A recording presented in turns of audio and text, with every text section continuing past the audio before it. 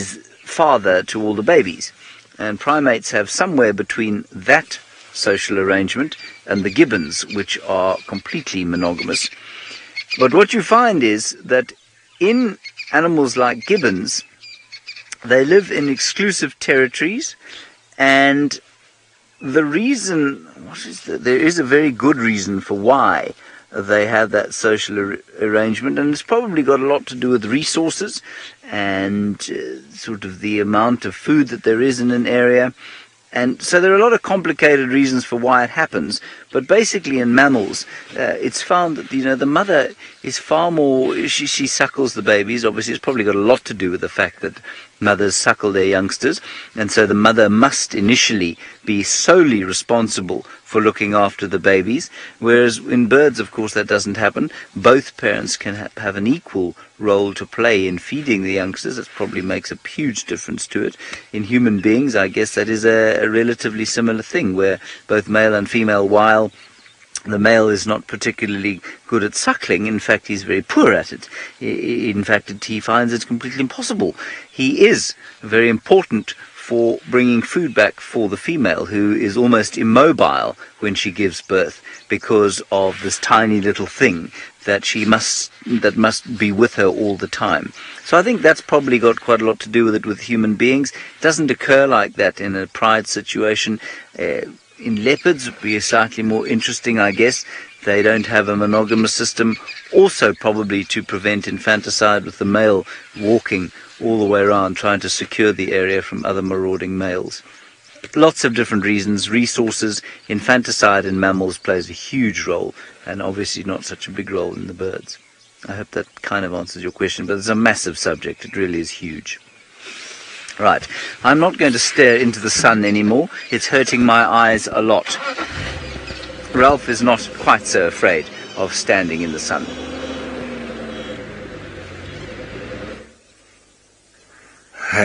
Not at all. I'm not scared of the sun. I'm a sun seeker, I can tell you that. But wonderful to be up on top of a termite mound like this, and it just shows the sheer enormity of it. And I tell you what, we were following up on Hukumuri's tracks, but it seems like he's possibly headed off into Simbabili. It looks like he's following or looking out for Shudulu. So we've had to change our plan a little bit. We heard some elephants off to our south, so we thought we'd come in and maybe try and catch up with them. Now, I've just come up on top of this termite mound just to have a good view. I can't see any of them just yet, but we're close up on some of these tracks, and I don't know if Senzo wants to come in a little bit here just to show you that elephants aren't as non-agile as we might think. I've seen them up on top of mountains, well, the tracks and dung, etc. And one of them has come up on top here, and you can see this nice track over there. Nice clear imprint on the side of this termite mound. And then we've got a couple more over there. Not a massive individual, probably a teenager, so maybe coming up having a little bit of fun on the side of this termite mound. He's also been rubbing a little bit on the side here. So maybe he just came up and had a scratch or so. But very often elephants can also come to these termite mounds and actually feed on the soil that is here, because it does have quite a lot of mineral salts. It's been brought up by the termites, so it's a little bit of a nutrient hotspot. So if there's any lack or nutrient deficiency in their diet, well, they can come in and access it here at these termite mounds.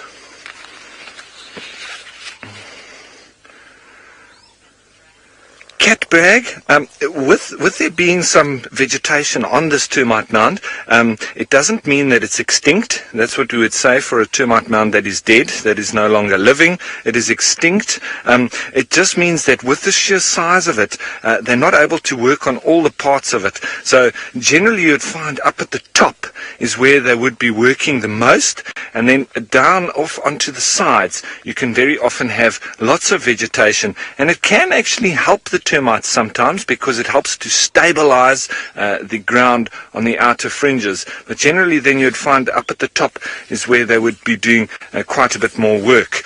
But there's still lots of open pores, and I wouldn't say that this is extinct just yet. It would need to degrade quite significantly for us to have a very clear indication that it is dead. Up top here, we've got some dung. Looks like some birds have been resting up here, and maybe even some mongoose. Actually, this might be mongoose. It's been sitting up the top here. There's all sorts of little arthropod shells on the inside there. So I would say this is probably like a dwarf mongoose scat as opposed to dung, because it looks like all sorts of little shells in there. And there's a bit of, what is that? It looks like something like a termite's carapace or something like that. But obviously something that eats lots of insects. And I'd say that that's probably one of our dwarf mongoose. Okay, everyone. I think we're going to head up down the road, see if we can catch up with these elephants. I know you've seen elephants this morning already, but you haven't seen them out on foot. I haven't seen elephants since I've been back on Djuma, so I'm still excited to go up and catch up with some. All right, let's head on down. Don't fall on your way down, Senzo.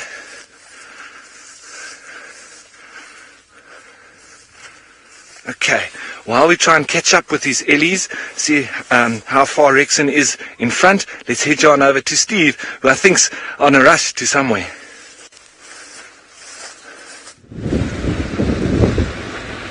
I wouldn't say we were on a rush. We're just taking a nice slow bumble. It's just, I suppose, we're going faster than the bushwalk team is. So we happened to bump into James again though, which was not the plan.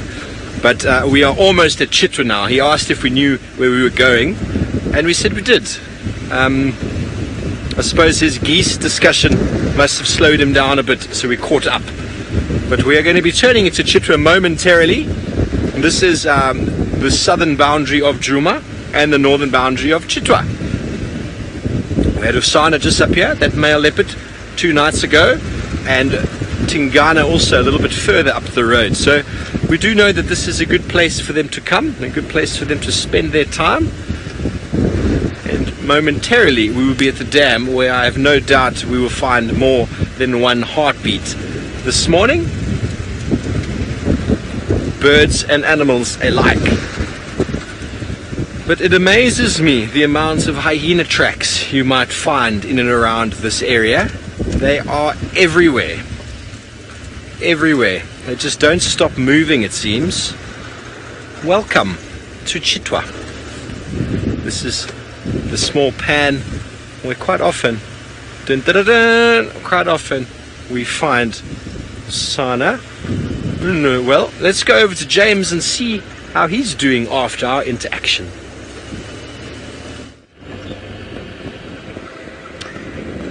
Well, yes, Steve did bump into us again. I thought that we'd given him, well, endless time really to get to Chitwa, and no, he hadn't got there yet. There we have, beautifully outlined by the deep green of a gardenia bush. No, well done, David. It wasn't what I was looking at. What I was looking at flew away. No, that's fine. Let's stay with what you had. Mine's gone.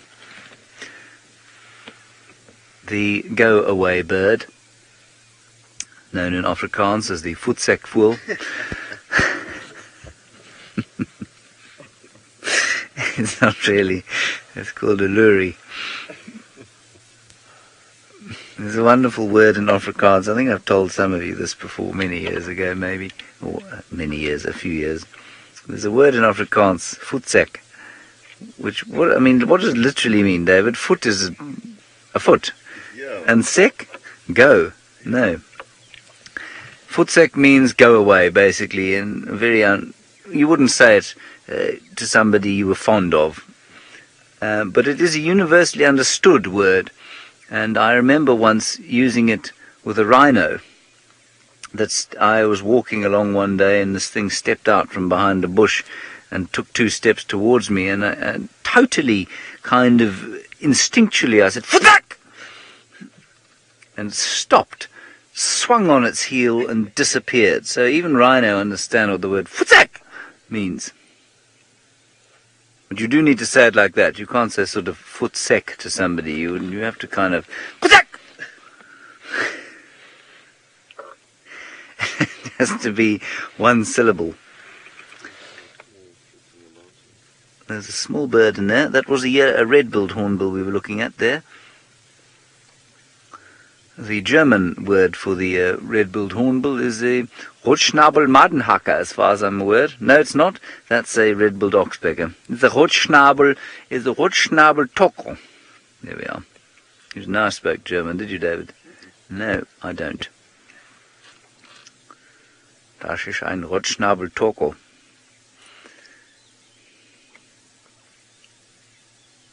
He's just having a little preen, and you can feel that quietness of the autumnal morning now starting to permeate the Lowveld, as, well, the heat builds, and the animals which we haven't seen today go further into the shade to sleep. Let's continue.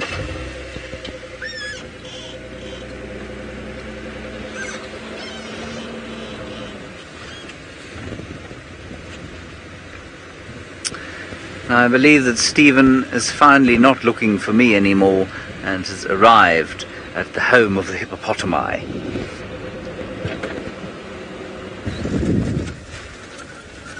Well, we are almost at the hippopotami.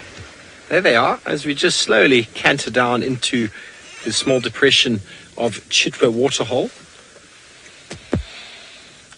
And there they are, the heartbeats.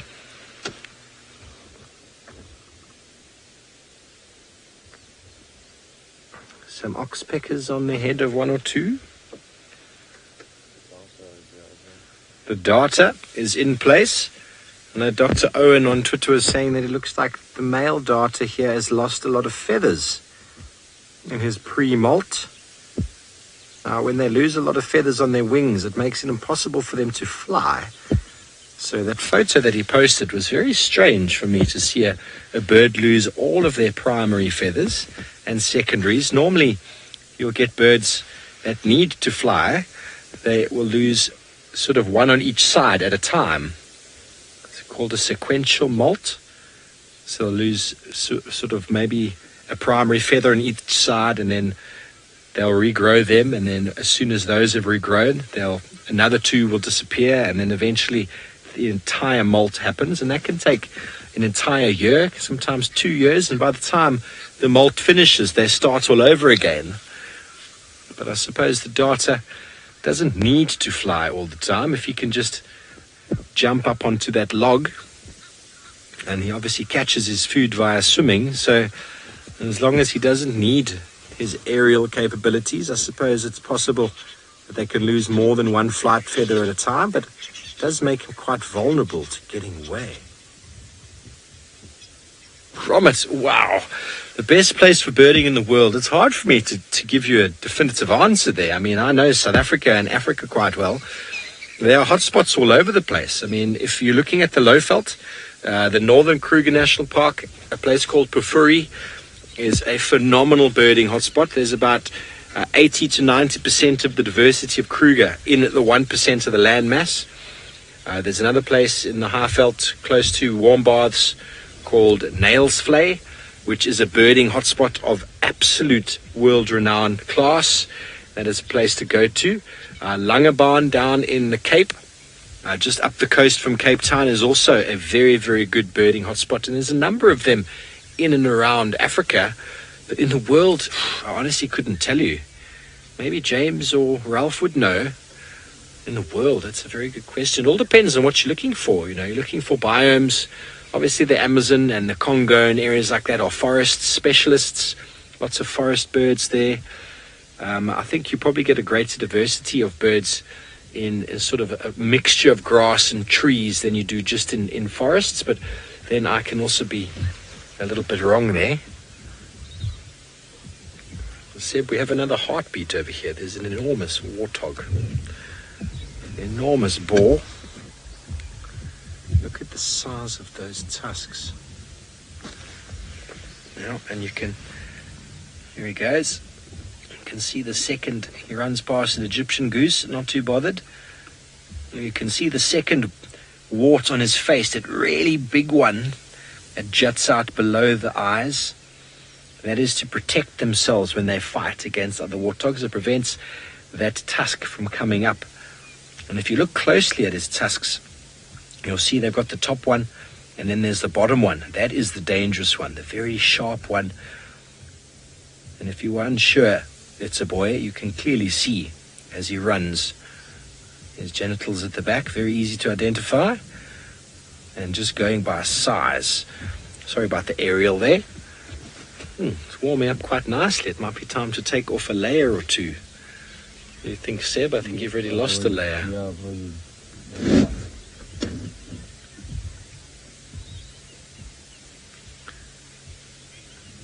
But definitely when it comes to birding, a mixture between grasses, trees and water to get the diversity. You know, you get a lot of aquatic species, so many aquatic species. We get a lot of them come down here from the north. It's quite difficult to identify them. They come down here and they're not in breeding plumage, but lots of birds around in Africa. But let's go over to Ralph. Let's see if he's managed to find his pachyderms.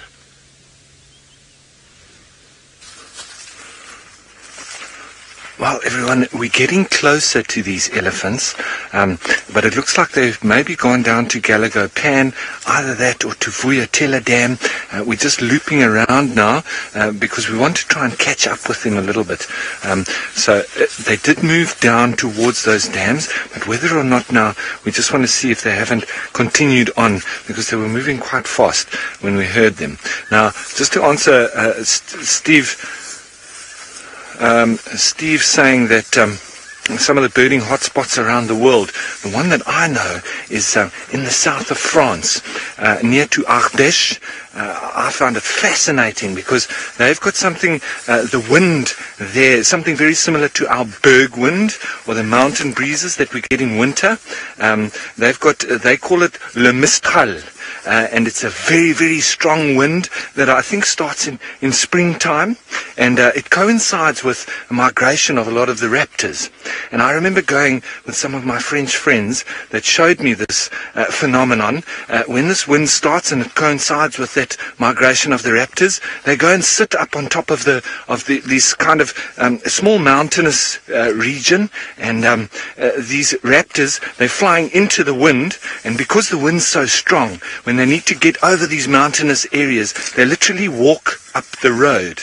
And so we all sat next to the road, and they stop all the traffic, and you watch all these eagles and small kestrels, etc., all in a line, just prodding up the road to get through this saddle in this mountain because of this wind that's coming through. It was fascinating, and for me that must be one of the hot spots, definitely in France, especially around that period of time, to see those raptors walking up the road. It was absolutely incredible. So, as I say, since they're trying not to fall over there, we're just circling around. And let's see, we can't hear any of the elephants, but it's getting to that time of day where it's heating up quite nicely. There was signs that they were feeding. I would think that they may be going down for a drink. Although Rebecca says there's no picture of them on the dam cam just yet. Maybe they're at Galligo Pan. Anyway, we're going to loop around and just make sure that they haven't continued, and then we'll make our way down shortly towards the dam itself if they haven't gone past it. We're on the trail here. And elephants are obviously quite easy to trail because they do leave quite big marks. You can lose them just by sound, and they can walk right next to you and you won't even hear them. But generally they're quite big animals. They've got big feet, and you can see quite clearly that they've been walking through the grass. Okay, so while we try to catch up with these elephants, I'm really hoping that we find them, and I'm going to try my best for that. But let's head you on over to James, and let's see what he's been able to find, if anything at all. It's always good to try your best, I feel. Well done, Ralph. Trying your best is what we want from you. Good stuff. We're also trying our best. We're trying our best to get to Buffelshoek Dam, where we hope there will be a great plethora of wildlife. We are looking forward to catching up with the goslings, all 7 of them, hopefully. The 8th, of course, met a fate unknown. Poor thing. We will probably not look too much at the hippopotami there, which are deeply, deeply, deeply boring.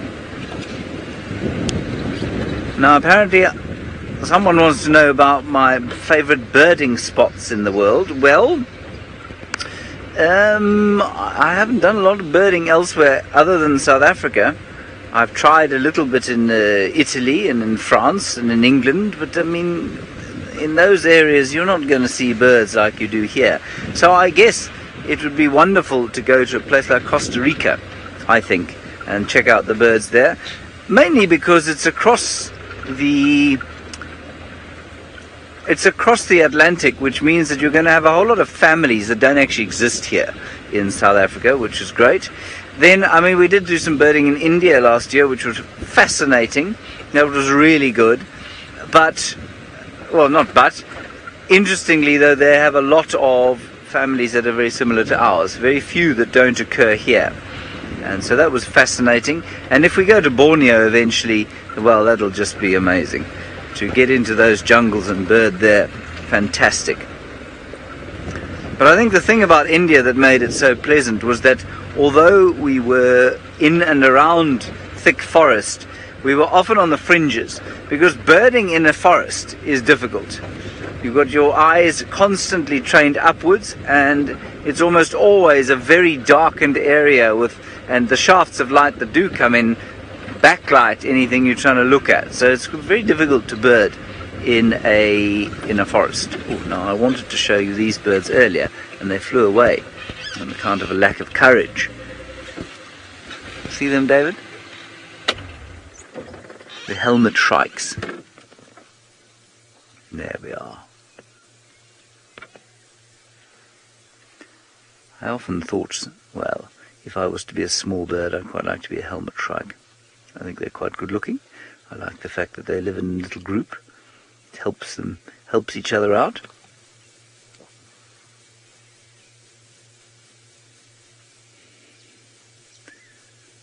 There we are, well spotted, David. And they'll just be gleaning insects largely from leaves. And if they can, possibly from under some loose bark. And they'll pick up whatever they can from the ground. Aren't they pretty with their pink legs and yellow eyes and little grey helmets? One of them got one. Normally the flock, I think, is made up of a breeding pair and a couple of helpers, or 3 or 4 helpers from previous generations, which will eventually disperse and make their own flocks.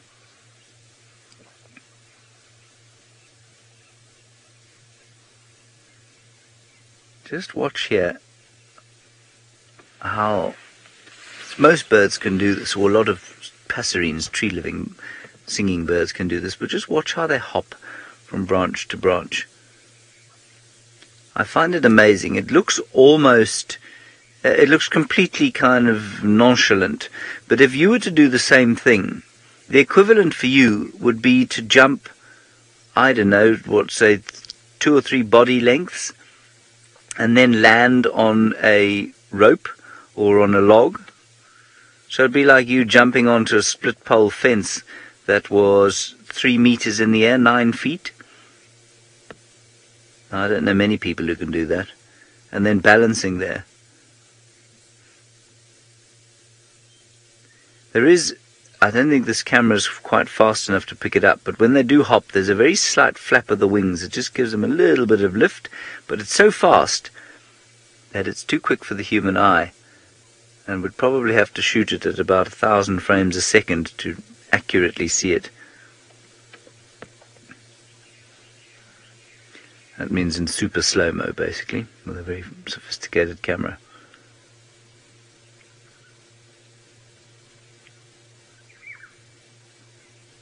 Marvelous.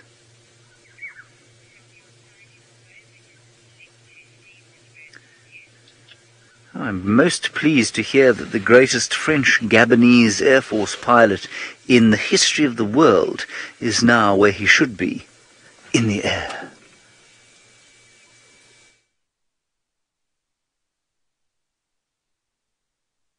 Gentlemen, And I'm sure Bex is going to be cutting to the drone any moment now. We are looking over Chitwa waterhole at present. How high are you, Seb? 75 meters. 75 meters. There's Chitwa Dam, Chitwa waterhole. And we are hiding in the shade because the sun has suddenly come out with some venom. There's the Chitwa open area, just east of the dam, or west of the dam, should I say. Marvelous views that we can get from the sky. The horizon, endless horizon of wilderness. And we are hiding just there behind that tree. Oh, there we are. Hello.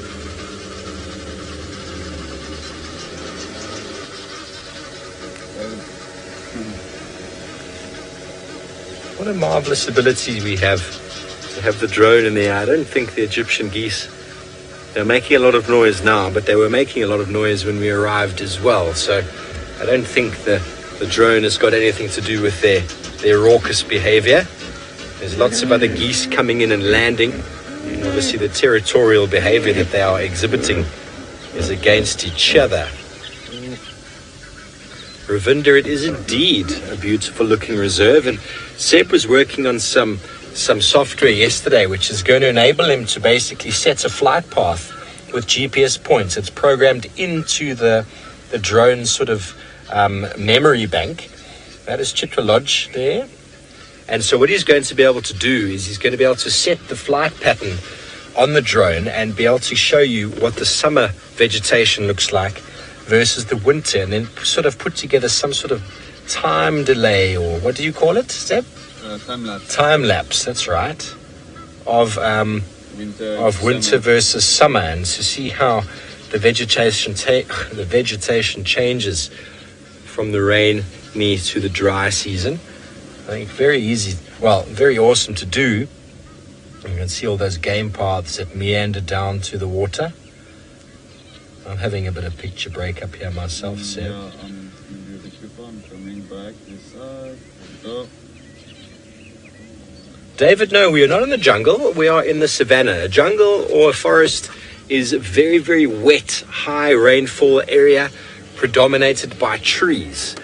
Climate changed probably 150 to 180 million years ago, and that led to the obviously less moisture in the air and less rainfall, and it led to the savannas opening up from what were previously forested or jungle areas, and that allowed for the grass component to move through and only selection of trees, and that is what led to the huge increase in herbivore and mammal diversity in the savannas and the massive prides of lions. We get the enormous herds of elephant, buffalo, wildebeest.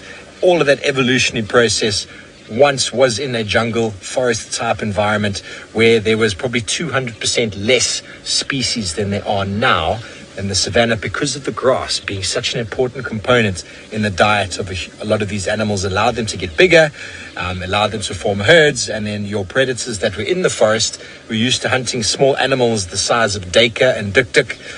They needed to get bigger, and they got as big as a lion did, and then realized, well, getting any bigger than that is actually a disadvantage to our size or to our energy use, and so instead of getting bigger, they formed prides of 10, 15, 20, sometimes even 40 animals in the case where they do hunt elephant. So the savanna biome, much lower rainfall here, but if you increase the rainfall here by about maybe 400, 500 millimeters a year, it doesn't sound like a lot, but that would change this back into much more moist sort of environment. But jungle and forest areas need a consistent rainfall, and generally throughout the year without the peaks. We've got a summer rainfall here, and then a winter dry area. Forests in South Africa are essentially bimodal, which means you get a peak in April and a peak in August with rainfall, but all year round it can be raining. I hope that answers your question. Here's the drone up in the sky, busy spotting us. Daniel, I would say, yes, I would say that Chitwa Dam is the biggest dam in the area. Buffelshoek would be the second, and then Vuyatela is not as big, doesn't look as big, but when it's full of water, it is a lot more sort of water there. But Chitwa, definitely the largest and most prominent waterhole, and the favorite waterhole here. And you can also tell that by the amount of hippo that we have in and around the dam. So I think if we can go back to the drone becks, we've got a nice herd of impala busy moving through the vegetation there, and they don't look too concerned by this giant eagle in the sky. But even though it is still looking very green from ground level, it's amazing how the drone can show you the patchiness, the sparseness, in fact, of the grass layer there. And because we are so close to the dam, this is an area that gets extensively utilized by antelope, by animals, impala being one of the most destructive because they feed on everything. Trees, saplings, grass roots, or no, grass shoots, anything that grows in and around the water will be visited daily by the herd of impala as they move down to drink, and then they obviously slowly peck and feed on their way back. You can kind of attribute it to that queue in the shopping centers that they line with sweets and nuts all the way through before you pay. There's a lot of use in that area because there's always people standing in there, and so very overutilized. Anna Marie, there are a couple of very nourishing grasses out here. You won't find too many of them in and around the dam because they would be the first ones selected for, and all that would be remaining now is the less nourishing grasses. So there is red grass, there is Panicum maximum, there's also finger grass. There's probably three of the most highly sought after. But just like a supermarket queue, if you're walking down the aisle to go pay, the best and most nutritious, or tastiest, should I say, sweets and chocolates are always the first ones to go. And if the supermarket was not able to restock those shelves, you would see a noticeable decrease in the tastier ones, and slowly over time people would have to eventually eat the more unlikely or unpalatable or untasty bits and pieces. And so that is what's happening now. The vegetation is slowly starting to diminish, and you'll notice the impala moving over to more of a leaf and tree sort of foliage intake in the next few weeks and months. So we are in the air, high up in the sky. Let's go back down onto the ground with Ralph Kirsten.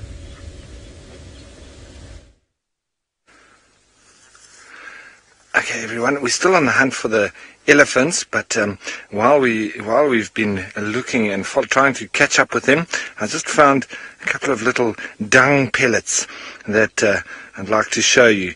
Now, normally you find these dung pellets from most of the animals. They've got a very dark sort of outer layer, and that's mostly from the cellulose. And it's quite evident then as well in rhino dung, which is also very black in comparison to black rhino, which is quite red. Elephant also going quite red as well. But all the antelope dung are very black on their outer edges. This is obviously, it looks quite different, doesn't it? And if I break it open, we can see that very, very fine particles of grass. Very, very fine. But for me, it is quite evident that the cellulose in the grass has been broken down without there being that real black color to it. And this dung here is from scrub hair. And the reason why it's broken down so well like this is because they've passed it through their bodies sometimes 3-4 times. And so then you land up with a much better efficiency of utilizing that exact same amount of grass that they've chewed on, but they've now passed it through their body a number of times. It's quite interesting, isn't it? And the efficiency there. Wow, scrub hairs, well, they might be quite silly running in front of the vehicles, but they've got a fantastically efficient digestive system. Now, we have quite a lot of these flowers around at the moment, and it's a very, very pretty flower. It's an autumn flowering plant, and with that lovely sort of browny red color on the inside. Very, very pretty. And this is a wild hibiscus. and it's quite a pioneer plant, so it does assist in stabilizing the soil and so on. Okay, we're going to still continue and try and catch up with these elephants, but I think James has got some of the little goslings to show you. Yes, little tiny goslings we do indeed have. 7 of them. So, the Egyptian goose parents, well, maintaining a relatively good record so far over here. Now, I was just saying to my pal David at the back here that I learned many years ago that apparently the human eye, this might be rubbish, but the human eye is able to count 6 objects without counting them, if you know what I mean. So if you saw 6 goslings, 5, 4, 3, 2, or 1 of them, you'd just be able to say, oh, they're 6, or they're 5, or they're 4. But because they're 7, we have to count them. And I've definitely found that to be the case. So if you just go to the right there, Dave, so just onto those 6. Now, I can immediately see that there are 6 there, but that might just be because I know the story. But as soon as you see a little group of 7, I find that I have to count them. I can't tell straight away. So that's quite interesting, I think. Now, the hippopotamus here, which is under the water, so I'm not even going to ask David to try and find him, is... Oh, there he is. He's up. He is so boring that he's bored all the other hippo out of this waterhole.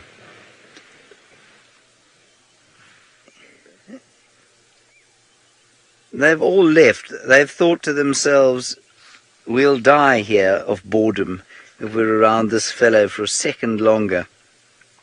We'd rather be attacked in Chitwa waterhole by the dominant bulls there than sit here and listen to this fellow drone on about nothing. We all know people like that, of course. Look how big the goslings have got when they've got out the water. You can see how much bigger they've got. Look at that. They look so tiny in the water, but when they're out, you can see they really are growing. Wagging their little tails. Now, I think, you know, one of the first water birds I ever saw, Sharon, was the purple gallinule. And the purple gallinule you will not find here. It is substantially more beautiful than the gypto goose. And so I would say that the purple gallinule is my favorite water bird. Let me show you a picture. The purple gallinule. I quite like some of the duck species as well. They've got nice colours, except for these ones. Well, these ones are okay, but they're not my favourite. Naturally, I'm going to have to go to the index under G for gallinule. G, there we are. 118. The hippo just did the most entertaining thing he's going to do all day. He lifted his head and went... There is the purple gallinule. It is now called the African purple swamp hen. I think calling something a swamp hen sounds like a little bit of an insult, so I'm going to just keep it as the gallinule.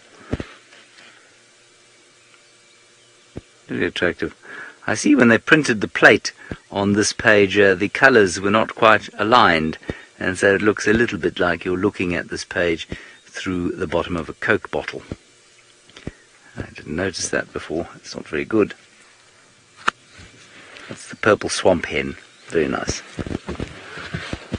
Let us move on. David, unless you can find something else here you'd like to show anybody. No, I can't either. The light has really got quite harsh now. So we're going to go to the end of this construction, turn around, and then head down a central road where we saw vulture. We saw a vulture roosting there. Maybe he spotted meat, but I don't know. Also, to keep you informed, the Avoca males are on Buffelshoek. All 3 of them. Can't believe their luck. The complete absence of any activity from the Birmingham boys means that they're sort of finding themselves a territory and a state totally void of any competition. Alrighty, let's go from one smallish pea green waterhole to a slightly larger, bluer one in the south.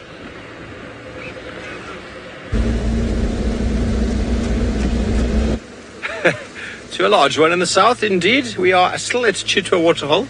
We've got the drone back up in there, but I believe we are losing picture. We're not quite sure, but it's good for us to have it in the air and to be testing why and what and how and who.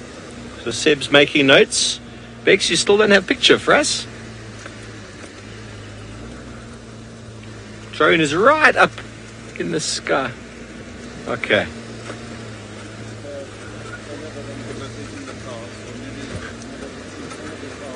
Okay, Bex, so Seb's got it quite far in front of the car, and he's going to let it stand there, and we're going to drive towards the drone, shall we?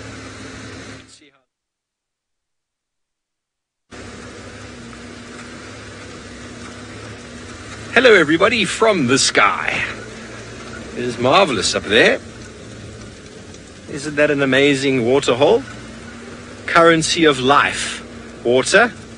And as you know, we spend quite a bit of time coming to and from not just this waterhole, but the others. And yes, we do. We have a lot of success around here with all sorts of animals. Because the leopards have figured out as well that if they go to the water, they will find something tasty to eat. It's like when we go to restaurants. Oh, there goes a fish eagle. He's gone though.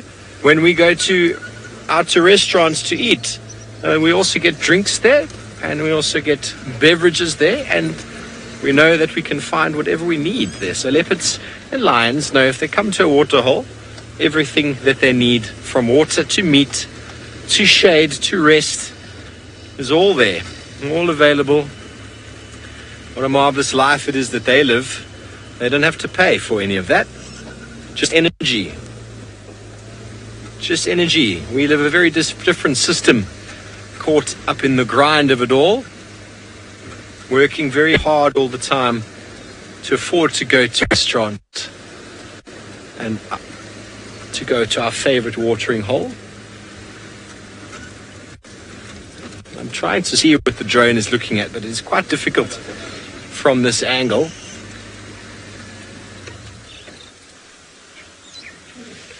Here they are. I've got a herd of impala. We're above a herd of impala.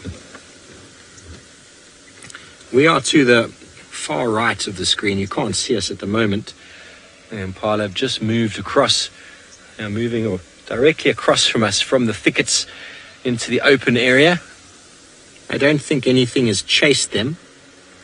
They just move with the herd mentality.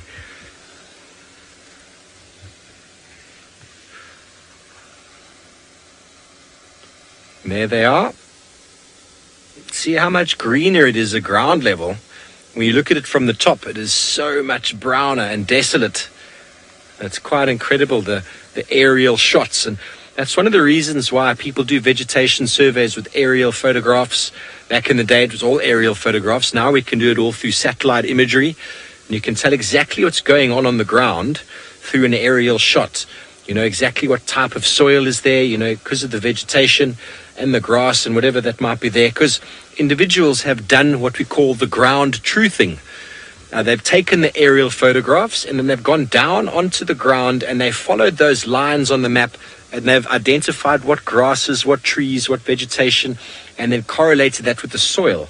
So all of that work has been done.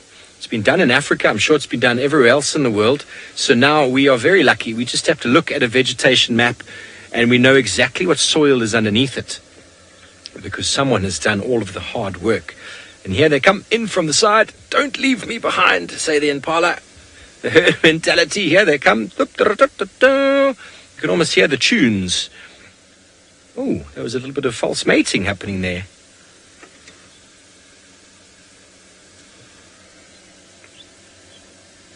Lizzie, a prey move in accordance to their food needs and water needs.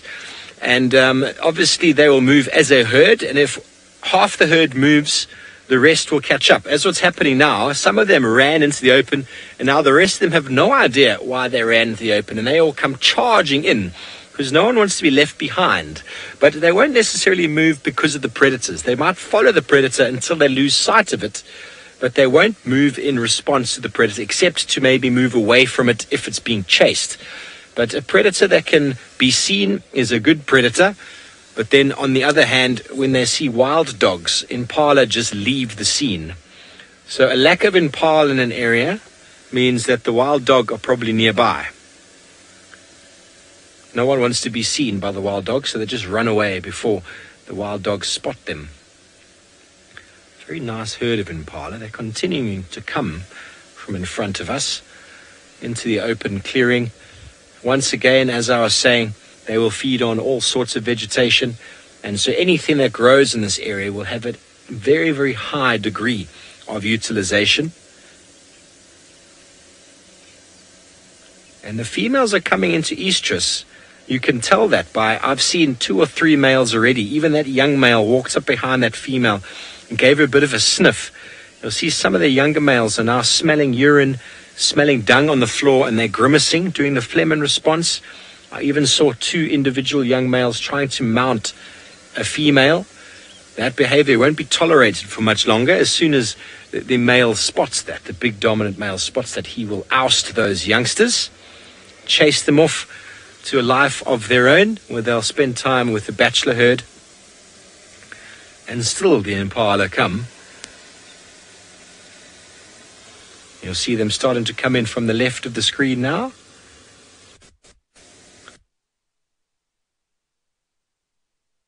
Don't know, because if someone else... Sorry about that, I'm not sure what happened. A couple of signal issues probably on Chitwa. Anyway, here we have got close to the African hawk eagle's nest. Magnificent bird that is. One of our smaller eagle species, standing at just 2 feet tall. I wouldn't say the best looking one either. I know that's a bit nasty, but it doesn't have the same magnificence as the Marshall. This looks a bit scrawny about the head, you know. Oh, you can hear its partner calling. Its partner's calling it. In fact, now they look very magnificent, sitting like that.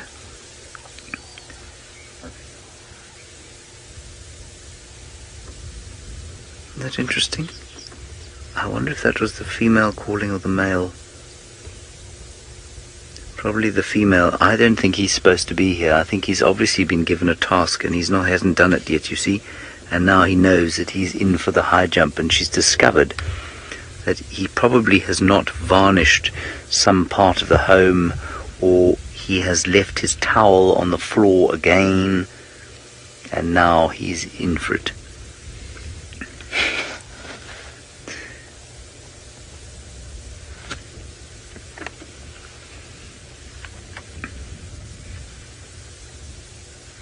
Now she stopped calling, and he knows, although that is a temporary relief for him, he's going to be in far more trouble.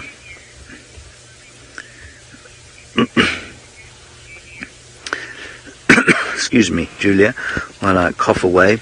You keep looking at the eagly species there, the African hawk eagle, and I'm going to do my level best to count the number that we have in South Africa. We have 9 species that occur here.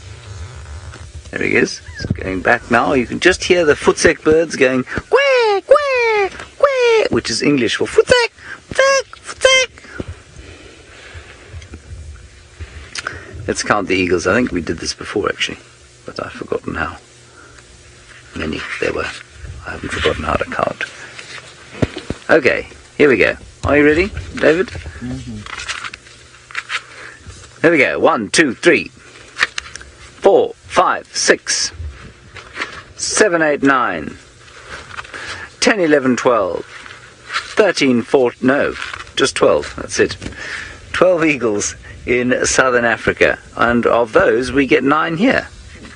It is only the Ayers hawk eagle, the crowned eagle, which in theory could be found here, but we don't find it, and the long-crested that we don't find here. Here they go.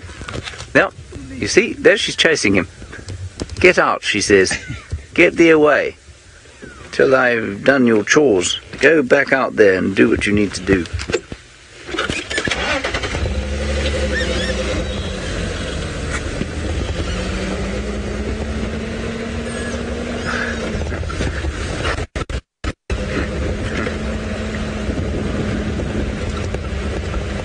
I've just been told that the bushwalk is pretzing along in the morning. I've got no idea what that means.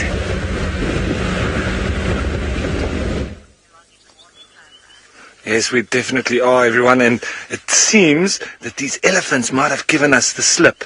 Now, I know you might be saying, how could such a big animal elude somebody if you're trying to track it? Well, the thing is that we did a loop around to try and see if they'd headed out into a particular area, and while we were doing that loop, it seems like they headed off into the area where we had just looped from. So it looks like they're behind us. They've headed in a northerly direction, but we're coming up now through these drainage lines in these lovely Tambuti forest areas with riverine vegetation. We're hearing a lot of the woodpeckers at the moment. The cardinal woodpecker doing the krr, krr, krr, krr, krr, kind of call, as well as the bearded woodpecker, who is the only one that does a territorial knocking on a very hollow, dead tree. So they go krr, ta, ta, ta, ta, ta, ta, ta, ta, and then they're quiet, and you can hear another one doing it as well. And remember, the bearded woodpecker is one that you can confuse quite easily with the brown-hooded kingfisher, because he also does a but he doesn't do a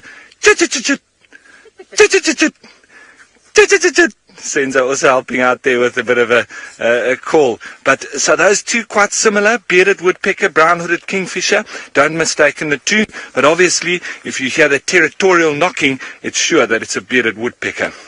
So the other woodpeckers don't do it. Cardinal woodpecker just does that grr, grr, grr, grr, grr, grr, grr, grr. Quite a strange call if you hear it, in fact. So we are now still just keeping an eye out. Obviously, you need to be careful when you go through those little riverine areas, because there can often be leopard or buffalo or anything hiding up in there. So you just need to be a little bit careful as you go through. Nice quarry thickets here as we come out of that riverine region.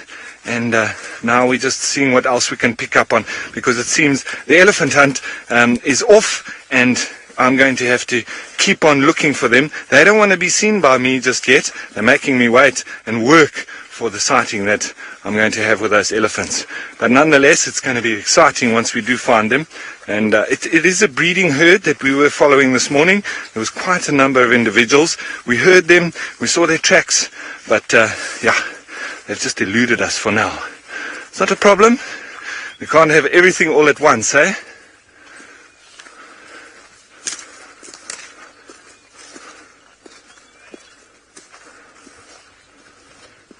Now, AD, when we're tracking elephants in the bush, we use everything that we can. So we'll listen out for them. Very often, the first sign of elephants in the area is a breaking branch, and you hear that. But very reliable being the tracks and the dung. Now, when you get on the tracks, you'll obviously be trying to work out how fresh it is, and you can use that in conjunction with the dung. If you get to the dung, you break it open, and you just put your hand on the inside of it, and you can feel if it's nice and warm. It could be very fresh, but remember, if you're in the hot African sun in the middle of the day, it could be quite warm on the inside as well. So it's a particular warmth that you're feeling for. But you also then look for feeding signs. Maybe there's a lot of grass, difficult to see any tracks or anything else, so you can look for any broken branches, etc. And like this morning, where there was a little bit of dew on the grass, when they've walked through the grass, you can actually see that difference in color from the trail where they've walked through.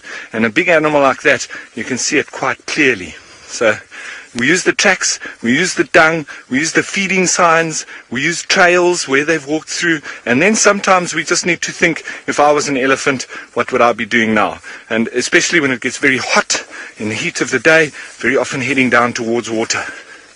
But as I say, all the skills that we have, all the years of tracking, they can still elude you like they've done this morning. And even a big herd of elephants, well, sometimes they move pretty fast, and even the fastest man on earth can't keep up with an elephant at top speed. So I think we're going to continue up down the road here, see what else we can find.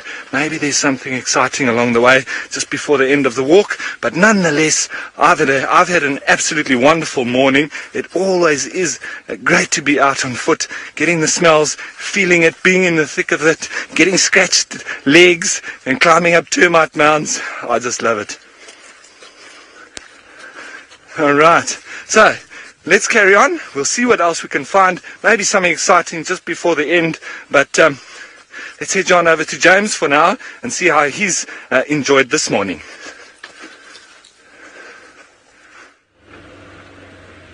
Well, it's been very pleasant actually. It's gone quite quickly, I find, despite the lack of enormous animals. We did have a wonderful elephant sighting, first for a long time. Very nice birds.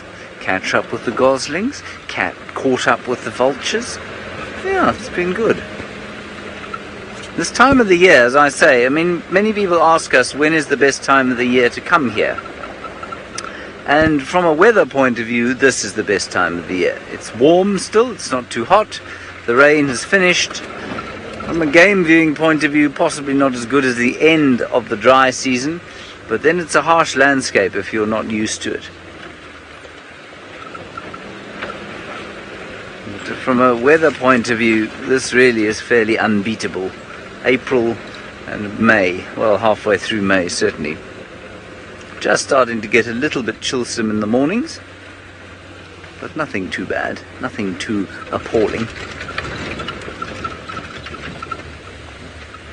Alright, let's go up through here. I don't think that we are going to succeed with anything too spectacular just before the end. But an easier view from the top here will afford us the best chance.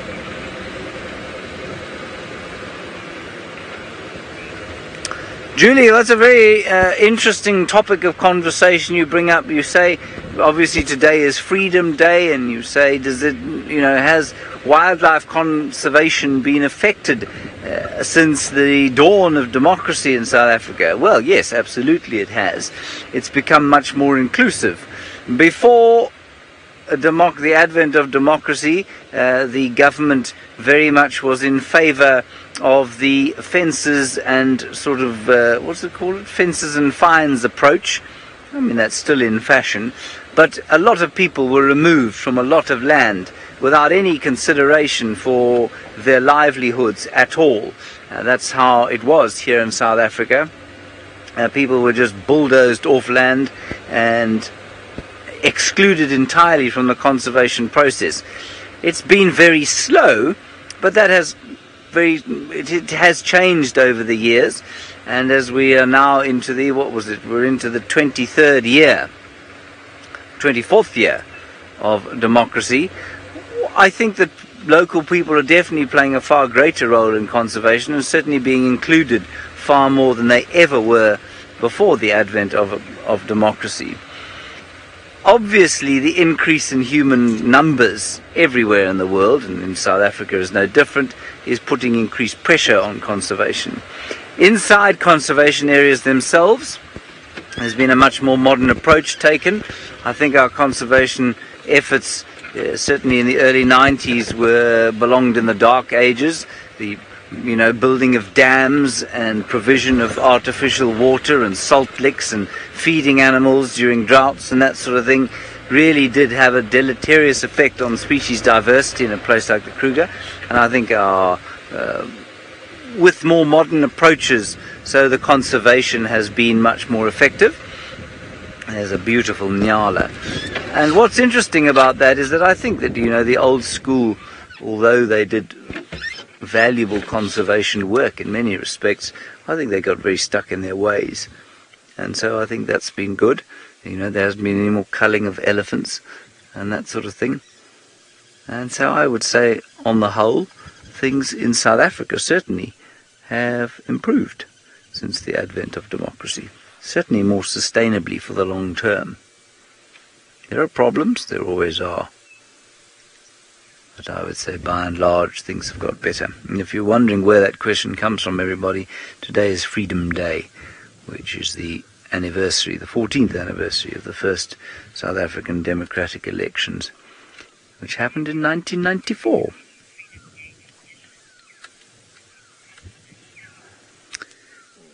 We're watching that Nyala, to whom Freedom Day is a fairly meaningless concept. He doesn't know about any of that stuff.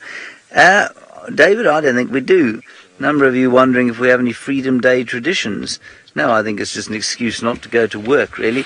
I'm sure the political parties will make a meal of it, try and bore people to tears at various rallies around the country, and bribing them to go there with offers of chicken, perhaps, and T-shirts. But other than that, no, I don't think we have any real traditions. He's a magnificent fellow. He's not going to be eating chicken or wearing a political T-shirt today. He's just going to do what he does every other day. Eat and try and survive. All right, everybody, that's going to be it for us today. We'll see you this afternoon at 3:30 on this wonderful Friday. Thank you very much for joining us. Wonderful conversations we had today. We will see you this afternoon in the glory of the African sunset.